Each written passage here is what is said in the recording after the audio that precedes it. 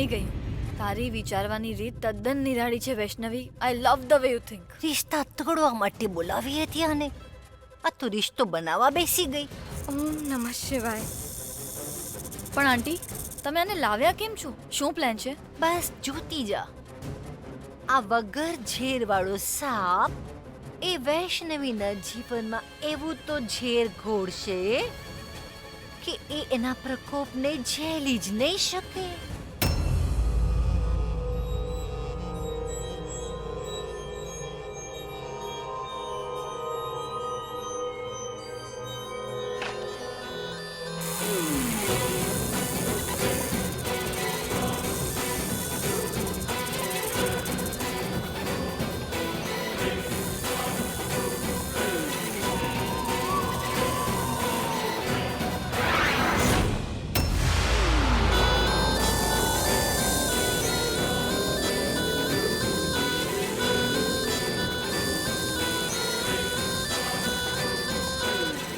શું વાતો ચાલી રહી છે બંને મિત્રોમાં?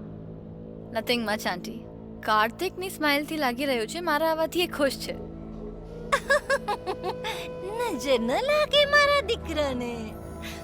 શું કહું તને ઉટીના? મને તો યાદ જ નથી આવતું કે મેં ક્યારે છેલ્લી વાર મારા દીકરાને આટલો બધો ખુશ જોયો હતો.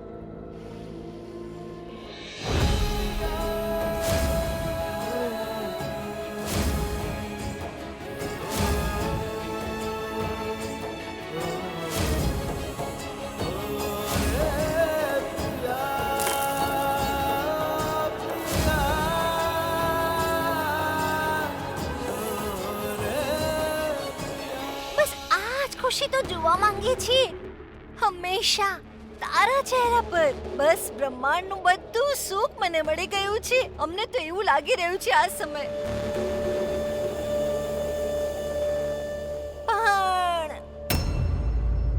પણ શું માં? કાર્તિક, હું જાણું છું કે તું પોતાનું બધું કામ પોતાની માના હાથોથી કરાવવાનું પસંદ કરે છે, પણ દીકરા હવે છે ને જરા મને થકાવટ લાગી રહી છે. તબિયત તો ઠીક છે ને માં તમારી? હું દવા લઈને આવું છું. અરે મારી દવા તો તું છે રે. મને બીજું કાંઈ નથી જોઈતું. થોડો આરામ કરીશ ને તો ઠીક થઈ જશે. અને ટીના તને ત્યાં સુધી સંભાળી શકે છે.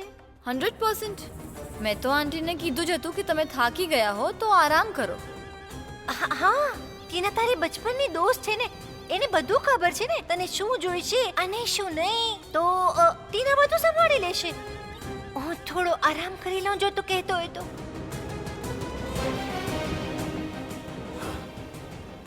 હા માં.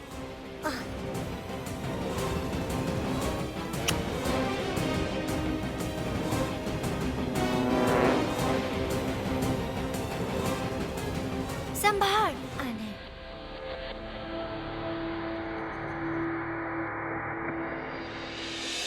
આ શું વાત થઈ મૈયા? જીજુને તો સત્ય સત્તાનું કોઈ ભાન જ નથી. શું આ પણ એમને મળ્યા શ્રાપનો અસર છે? પ્રેમ એક અતિ શક્તિશાળી ભાવના છે શૈશવ. છલ કપટ પણ પોતાનું કાર્ય કરવા માટે પ્રેમનો સહકાર લે છે.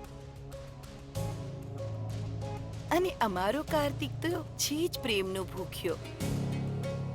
જ્યાંથી મળ્યું એના પર જ વિશ્વાસ કરી લીધો અને એના આ જ વિશ્વાસનો તો લોકો લાભ ઉઠાવે છે.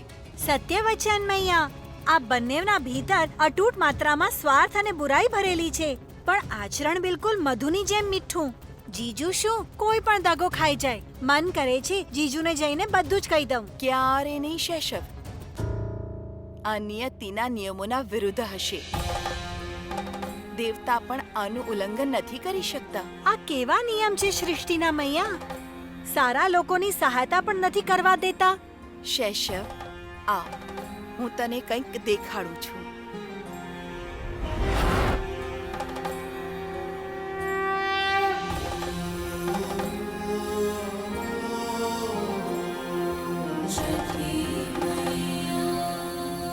મૈયા, તમે અમને અહીં કેમ લાવ્યા?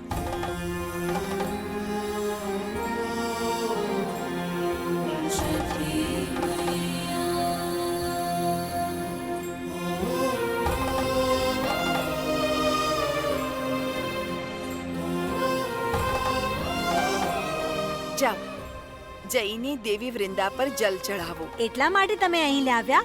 એ તો મેં પહેલા જ કરી દીધું. અચ્છા, કોઈ વાંધો નહીં. ફરીથી જાઓ. ફરી એકવાર જળ અર્પિત કરી દો. ના મૈયા, પેલા જે જળ અર્પિત કર્યો હતો એનાથી માટી હજી ભીની હશે. એના સૂકવાની પ્રતીક્ષા કરવી પડશે. સાચા સમય પહેલા જો વધારે જળ અર્પિત કર્યો તો છોડ સડી આ જશે. જ વાત તને સમજાવવાનો પ્રયત્ન કરી રહી હતી. સમય પહેલા કરાયેલું કોઈ પણ કાર્ય ઘણીવાર